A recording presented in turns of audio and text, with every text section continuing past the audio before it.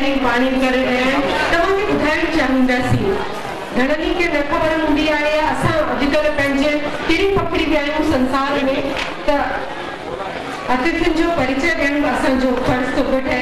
श्री जनकराम आडवाणी जिन जेके बि कयो हो तो पंहिंजे जेको घर जो विरासत में मिलियल कपिड़े जो कारोबार हो तंहिंमां जुड़ी विया। आडवाणी परिवार शुरू खां वठी राष्ट्रीय स्वयं सेवक संघ सां जुड़ियल रहियो आहे ऐं ख़ासि करे श्री आडवाणी जिन संघ ऐं जनसंघ में सक्रिय रहंदे 1971-72 में जनसंघ जे मंडल जा अध्यक्ष रहिया हुआ। उन खां पोइ भारतीय जनता पार्टी में बि सक्रिय कार्यकर्ता जे रूप में तव्हां कार्य करे उन्हनि जी सेवाउनि जी कदरदानी करे मध्य प्रदेश पर्यटन विकास निगम जो उपाध्यक्ष नियुक्त कयो आहे।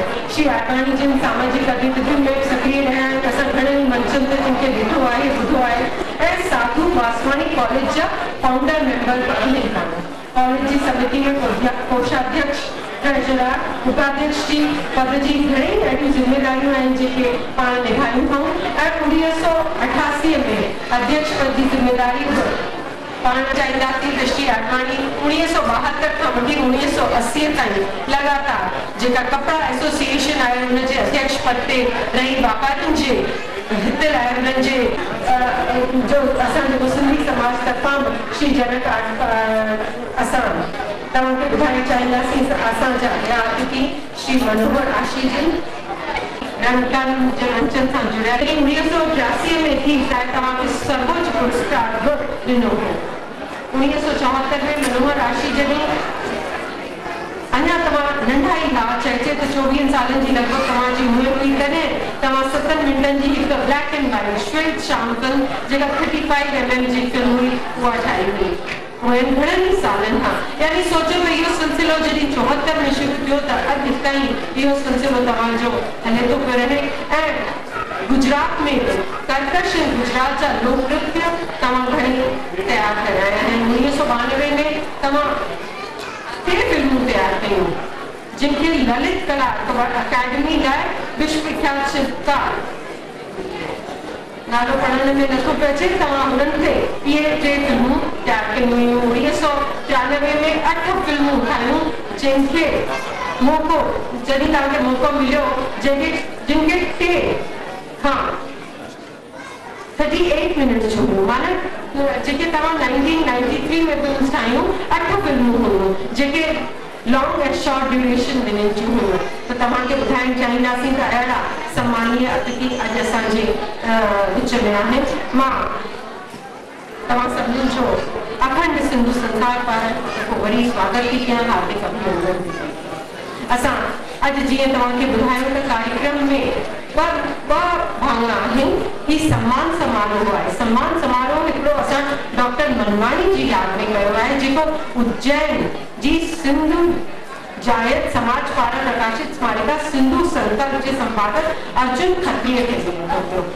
तव्हांखे ॿुधाइणु चाहींदासीं त श्री मनवाणी जिन जा सुपुत्र श्री अशोक मनवाणी जिन आहिनि उन्हनि खे मां हिन मौक़े ते चवंदसि त जॾहिं उन्हनि जे पीउ जी यादि में ट्रॉफी ॾी वञे त मंच ते अचनि त उन्हनि सिंधु घाटी जी सभ्यता ते ख़ासि करे रतनपुर में जेको रिसर्च वर्क उन ते कयो हो मूर्ति संग्रह मंदरनि ते कयो हो उहो काफ़ी उनजी तारीफ़ थी हुई प्रशंसा थी हुई ऐं पाण सिंधु घाटी जी सभ्यता ते घटि में घटि सॼे इंडिया में 100 खां वधीक लेक्चर्स थी चुका आहे। अहिड़ी हस्तीअ जी यादि में ही हिकिड़ो सम्मान जेको आहे उहो ॾिनो थो पियो वञे। तव्हांजो हिकिड़ो मिंट वठणु चाहींदसि क्षमा चाहींदसि हिते।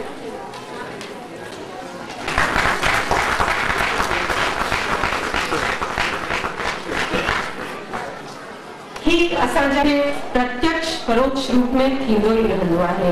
सब परंपरा खे अॻियां वधायां थी ऐं तुलसी नेमाणी जिन खे निवेदन थी कयां त मनोहर आशी जिन जो पुष्पगुच्छ सां स्वागत।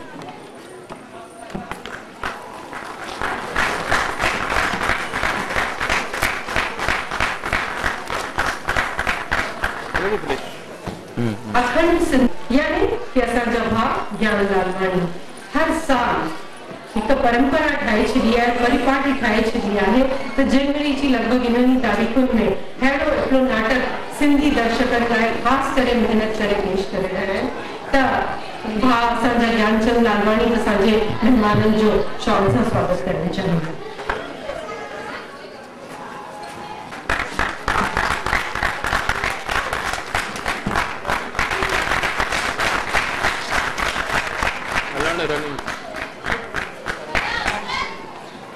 विनती थी कयां त श्री आडवाणी जिन जो शॉल सां स्वागत कयो।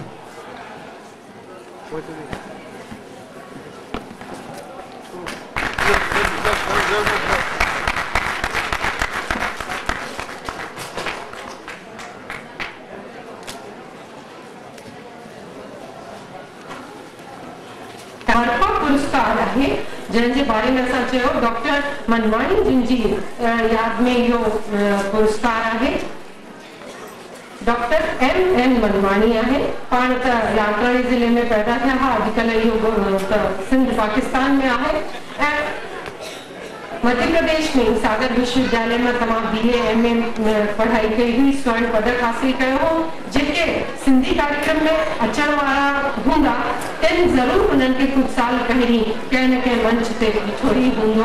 तव्हांखे वरी ॿुधाइणु चाहींदसि त सिंधु घाटी जी सभ्यता में घणियूं रिसर्चिस थियूं। तंहिंमें रतनपुर जे जेके शासकनि जो मूर्तियूं हुयूं ऐं मंदर हुआ उन्हनि ते ख़ासि मनवाणी साहब जो PhD कयल हुई। ऐं evolution of art and architecture in Central India. The evolution of art and architecture in Central India इन ते उन्हनि जी पुस्तक हिकिड़ी प्रकाशित थी चुकी हुई। पुरातत्व विभाग में बि तव्हां पंहिंजो सहयोग ॾिनो, तव्हांजो शोध पत्र ऐं घणेई लेख आलेख तव्हांजा न्यूज़पेपर्स में बि छपल रहा। सिंधी साहित्य में भी तव्हांजो हिकु वॾो योगदान हो। त समाज जेके साहित्य में योगदान कंदा आहिनि त उहे समाज जी सेवा ज़रूर कंदा आहिनि। अहिड़ी ही हस्ती खे जे लाइ अॼु उन्हनि जी यादि में ही बर्पा पुरस्कार उज्जैन जी सिंधु जागृत समाज पारां प्रकाशित स्मारिका सिंधु संकल्प जे संपादक श्री अर्जुन खत्रीअ खे ॾिनो थो पियो वञे। आमंत्रित थी कयां श्री अर्जुन खत्रीअ खे त हू मंच ते अचनि ऐं पंहिंजो पुरस्कार दसियायो। अर्जुन खत्री जिन जो पुरस्कार जेको आहे बर्पा पुरस्कार श्री अशोक मनवाणी गटाणी जिन जे फादर जी जन्मति जी स्मृति में ही पुरस्कार को ॾिनो। तव्हां उज्जैन में ही पुरस्कार वठण जे आया है।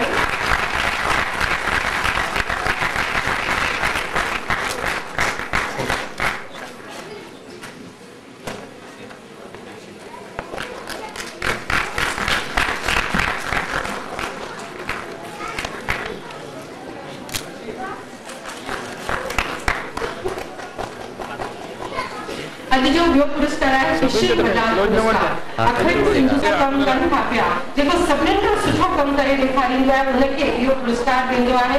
त हिन दफ़े ही पुरस्कार यानी शॉल श्रीफल सां सम्मानित कयो थो पियो वञे श्री मुकेश बत्रा जिन खे तव्हां भुसावल जा आहियो ऐं भुसावल जे रेलवे स्कूल में व्याख्याता पद ते आहियो।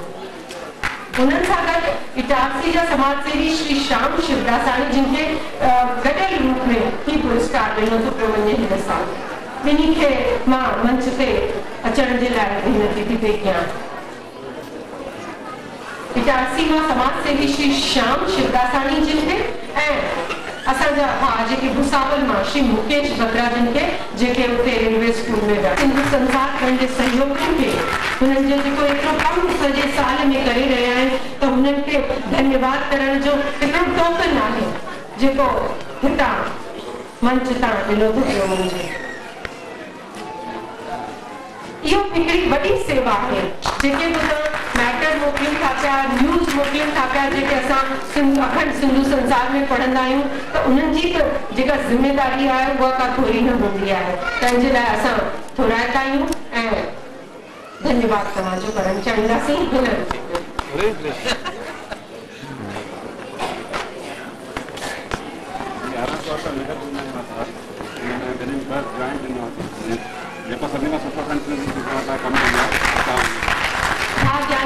लालवानी जी ॿुधाइनि था त जेको सुठो कमु कंदो आहे सॼे साल में पंहिंजो कॉन्ट्रीब्यूशन अखंड सिंधु संसार लाइ ॾींदो आहे उन्हनि खे ई पुरस्कार थींदो आहे। हिकु इहो प्रेरणा आहे त अॻियां अची करे ॿियनि खे इहा सीख मिलणी घुरिजे त निस्वार्थ भावना सां पंहिंजी ॿोलीअ खे वधाइण जे लाइ जीअं भाउ ज्ञान लालवाणी जी पत्रिका कढी रहिया आहिनि, पेपर कढी रहिया आहिनि, तीअं ॿिया माण्हू अॻियां अचनि। थोराइता आहियूं असां सावन मास आयल ऐं झांसी मां आयल पंहिंजे महिमान करण वारा घणेई माण्हू हुजनि था पिया। थोराइतो आहे सखंड सिंधु संसार, छो त को बि हिकिड़ो व्यक्ति मैगज़ीन या न्यूज़पेपर कढण जो त दावो करे थो पियो त पूरी महिनत कंदो, पर हुनखे हलाइण जे लाइ धन राशि बि खपंदी आहे। त अखंड सिंधु संसार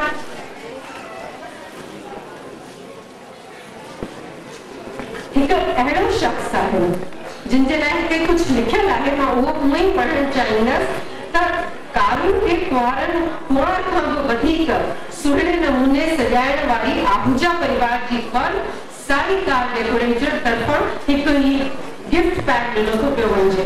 गिफ्ट पैक उन अतिथि खे ॾिनो वेंदो जिन जा विज़िटिंग कार्ड्स में हिकु ड्रॉ निकितो आहे। हिकु विज़िट हाणे असां तव्हांजे साम्हूं कढूं था पिया मंच ते त हिकु त जेको आहूजा जेके साईं डेकोरेटर्स वारा आहिनि उन्हनि जी इहो प्लान हुई लकी ड्रॉ आहे त हिकु गिफ्ट पैक ॾींदा। हाणे गिफ्ट पैक ॾियण जो तरीक़ो इहो त असां हिते कुझु जेके अॻिते इनोसेंट आहिनि न्यूट्रल हूंदा आहिनि वेटर तव्हांखे न असांजा अतिथि बिल्कुलु तव्हां वाजिब चयो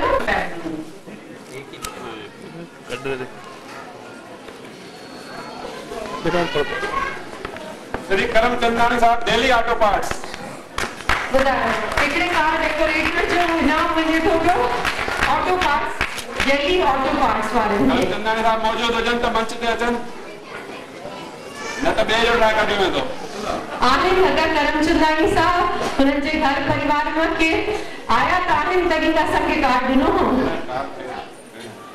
अच्छा मां सम्झां थी त करमचंदानी साहब या हुननि जे परिवार मां केरु न आयो आहे त भई हाणे जिन जी फैमिली जो नालो अचे without any doubt be with काका ट्रेडर्स हा आवाज़ ॾिनो सुठो कयो, हाज़िरी ॾिनो सुठो कयो। हा असांजा भाउ मथे वेठा आहिनि त अचण में ज़ाहिर आहे त थोरो टाइम लॻंदो।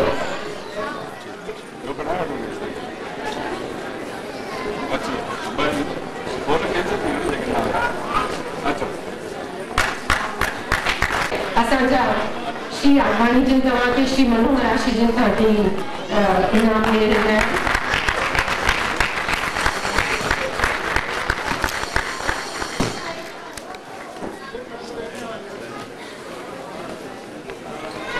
जेको दिल्ली ऑटो पार्ट्स जो त हाणे ॿियो इनाम जी ॾिसूं त केरु हक़दार आहे।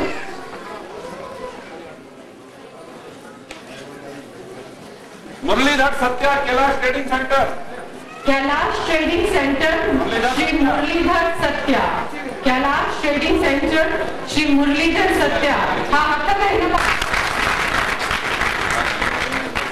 त ही कॉन्ट्रीब्यूशन त असांजे जेके विज्ञापन जेके ॾियनि था पिया स्पॉन्सर कनि था पिया एडवर्टाइज़मेंट ॾियनि था पिया त हिन कम खे अॻियां वधाइण जे लाइ जेके चइबो आहे जोत मां जोत जॻाइण जे लाइ भाउ ज्ञानचंद लालवाणी खे तव्हां हमेशह ईअं ई मदद कंदा रहंदा, हुननि जी हौसला अफ़ज़ाई कंदा रहंदा। छो त असां मां घणेई अहिड़ा हूंदा जेके इहे पत्रिका मैगज़ीन फ्री में पढ़ंदा आहियूं, जेका एतिरी सुठी ॻाल्हि कान्हे। किथे पढ़ियो हो मां त जेका मैगज़ीन्स हूंदियूं आहिनि न्यूज़पेपर्स हूंदियूं आहिनि उन्हनि खे हमेशह कुछ टोकन अमाउंट दे करे पढ़नो घुरिजे, पर न भाई असांखे त ईअं ई मिलंदी आहे मैगज़ीन, पर तंहिंजे पुठियां केॾी न महिनत आहे, केॾो न कमु कयो थो पियो वञे ऐं हुन जे लाइ केॾी न धन राशि उगाइण जी ज़रूरत थी पई पवे। इहो नमूनो तव्हां हिकु ॿियो इनाम हिन परंपरा खे अॻियां वधाईंदासीं। श्री खिलराणी जिन खे इहो इनाम थो पियो मिले। श्री बी खिलराणी जिन खे इहो सम्मान था पिया कयूं त हुननि जेको असां हींअर प्ले ॾिठो नाटक ॾिठो उहो मां आरी रूर जो लिप्यांतरण यानी अनुवाद कयो आहे। त अहिड़े खिलराणी साहब खे असां ज़रूर हिते सम्मानित करणु चाहींदासीं। सम्मानित करणु त असां घुराईंदा आहियूं हुननि जा त हुननि अहिड़े नाटक जो अहिड़ो सिंधीअ में रोचक अनुवाद कयो त जंहिंखे ॾिसी करे असां सभु त खिलूं ई पिया, छो त हास्य नाटक हो। त हिकु जॾहिं अनुवाद कयो वञिबो आहे या लिखिबो आहे त हुननि खे त लेखक जी भूमिका जेका रहंदी आहे उहा ॾाढी ई अहम रहंदी आहे। कलाकार मैसेज ॾींदा आहिनि पंहिंजी एक्टिंग जे पारां, पर जॾहिं हुननि खे जेके रिटन स्क्रिप्ट डायलॉग्स लिखो वञा आहिनि त उहे त ज़ाहिर आहे त हिकु जाई मिलंदो आहे। टाइम भले ई असां वटि घटि हुजे तॾहिं बि पहिरीं मां श्री आशीष जिन खे निवेदन कंदसि, तंहिंखां पोइ श्री जनकराम आडवाणी जिन खे त सभा खे संबोधित कनि, ॿ शब्द चवनि। त पहिरीं श्री मनोहर आशीष जिन।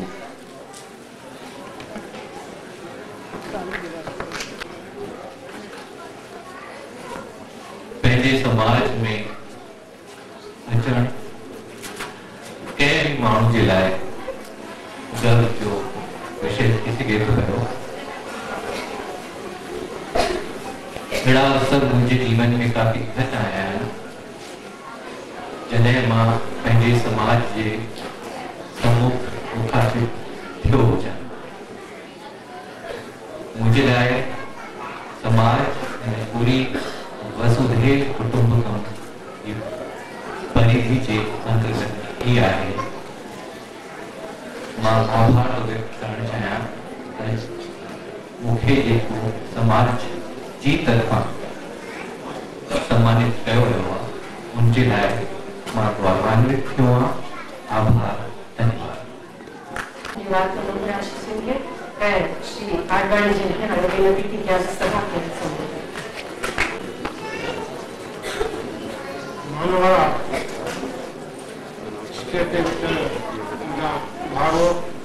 आदरणीय ज्ञानचंद लालवाणी अखंड सिंधी संसार के तरफां जो आयोजन कयो वियो आहे, इन लाइ मां हुनखे लख लख वाधायूं थो ॾियां त अहिड़ो कार्य करे असांखे सभिनी सिंधी भाउरनि खे हिकु ज़रूरत आहे। इन लाइ मां इन थोरो कयां। ॿियो अॼु सिंधी बराबरि सिंध छॾण खां पोइ किथे हलियो वियो आहे। हिकु हंध सां को प्रांत कोन्हे। उन जो कारण आहे त सिंध जेको प्रांत हो उन भौगोलिक स्थिति अहिड़ी जो उते असांखे पंहिंजो हिसो त मिलण जो सवाल ई कोन हो। पंजाब जो कुझु हिसो असां वटि रुकियो, बंगाल जो हिसो कुझु असां वटि रुकियो, पर सिंध पूरी पाकिस्तान में हली वई। उन खां पोइ असां सिंधी पूरे हिंदुस्तान में छा पूरी दुनिया में फैलिजी विया आहियूं। वास्तव में सिंधी जेकॾहिं सिर्फ़ु उन प्रांत जे दृष्टि खां सोचींदासीं त असीं बराबरि उन लाइ दुखी आहियूं। पर जेकॾहिं गुरु नानक साहिब जॾहिं जे वाणी जे हिसाब सां असीं वीचार कंदासीं, गुरु नानक साहिब हिकिड़े गांव में वियो, उते उनजो समाप्त कोन थियो। उते समाप्त थियो त उन्हनि उनजा जेके गुरु नानक साहिब साथी आहे उन्हनि खे चई तव्हां तव्हांजो गांव वसियो रहे, हितां तव्हांखे वञिजो न। उन खां पोइ ॿिए गांव में वियो। उन गांव में हुनजी ॾाढी शेवा थी ऐं उन्हनि खे चई त तव्हां हितां टिड़ी पकड़ी हलिया वञो, हीउ गांव बर्बाद थी वञे। त हुननि जे जेके साथी भाउ गॾु उन्हनि चयो साईं हीउ तव्हां जिन तव्हांजी शेवा कई आहे तिन खे तव्हां टिड़ी पकड़ी वञो, जिन तव्हांजो को आदर ई कोन कयो तिन खे तव्हांजो हिते वसियायो। मुंहिंजो चवण इहो आहे त जंहिंखे आदर करण जी भावना कान्हे, जेके समाज जी महिमान जी आदर नथा कनि, अहिड़ा माण्हू जेकॾहिं मुल्क में फैलिजी वेंदा त उते किन पैदा कंदा। अहिड़ा माण्हू हिते ई जमिया वेठा हुजनि, ॿिए पासे न वञनि, पर जिन असांजी शेवा कई आहे सो सॼे मुल्क में फैलिजी वञनि जेके ख़ुशि आहिनि। इन मुल्क में सचुपचु गुरु नानक जी वीचार असां सिंधियुनि सां लागू थिया आहिनि जो सिंधी महिमान नवाज़ी में सभु ॻाल्हि में वॾो हाथ थींदा आहिनि ऐं गुरु नानक जो आवाज़ शायदि असां ते थी त असां सभु सिंधी हिंदुस्तान में छा पूरी दुनिया में फैलिजी विया आहियूं, हर हंधि सुठे पोज़ीशन में आहियूं। ऐं मां चाहिंदुसि त असांजा जेके सिंधी समाज जा उद्योगपति वॾा माण्हू आहिनि से अहिड़नि कार्यक्रम में ग्रामीण प्रोग्राम सिंधी साहित्यकार आहिनि सिंधी कवि आहिनि आस्तर दृष्टि खां जे करे कमज़ोर आहिनि त उहे उथारण लाइ उन्हनि जा प्रोग्राम बार रखे अहिड़ा प्रोग्राम करे असां सिंधियत खे कायम रखे सघूं। धन्यवाद। संचालिका संगीता अत्रे जो बुलंद सां स्वागत करणु चाहींदुमि। श्री मनोहर आशी खे निर्मला संगीता अत्रे मैडम जो जुड़ण जी ज़रूरत भई हिते आया सहयोग ॾिनो उन लाइ तव्हां सभिनी जो धन्यवाद। तुरंत हाणे गानो चालू थी रहियो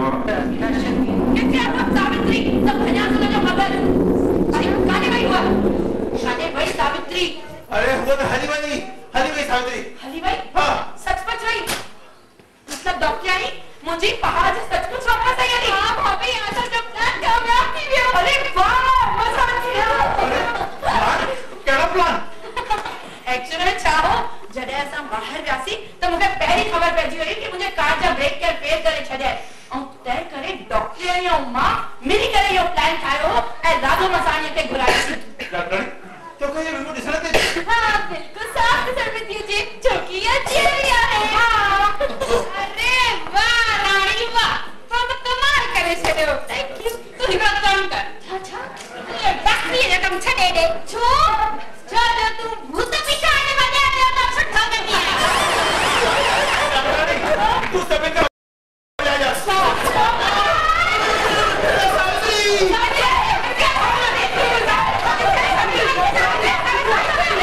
वो फोटो में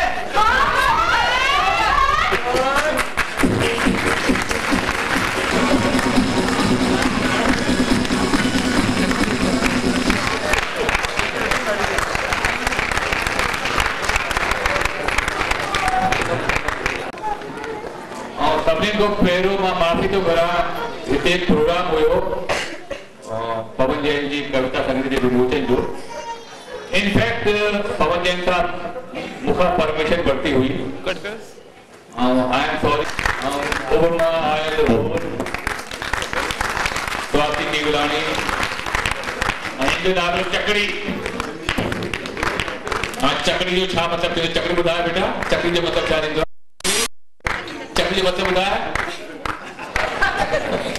किट्टू केवलानी एक वो भी आसुदानी हुआ डॉक्टर के रोल में प्रिया चंदानी राधो बतानी सुरेश बारवानी और ये मिठू तोतो और छारी जो नालो परसों नाथानी जो कि कविता इसरानी कल्पना चंदानी के चयन जो स्टेज मैनेजमेंट स्वाद पंडित म्यूजिक जो होया केटी दामलानी जे गीत लिखियो शीर्षक गीत अनिल असा ऐसा बखा वधीक लारी लछवाणी मुझे दोस्त खूबसूरत प्यार हुआ इकरार हुआ अगुमा आई गुर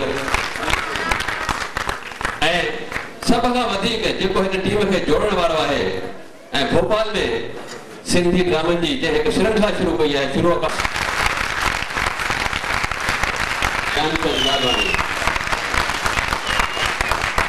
मां भी तमाम दर्शकन जो सुधी दर्शकन जो हिकिड़ो वरी धन्यवाद थो कयां। कलाकारनि जो उत्साह वधंदा रहो हौसला अफ़ज़ाई कंदा रहो ऐं असां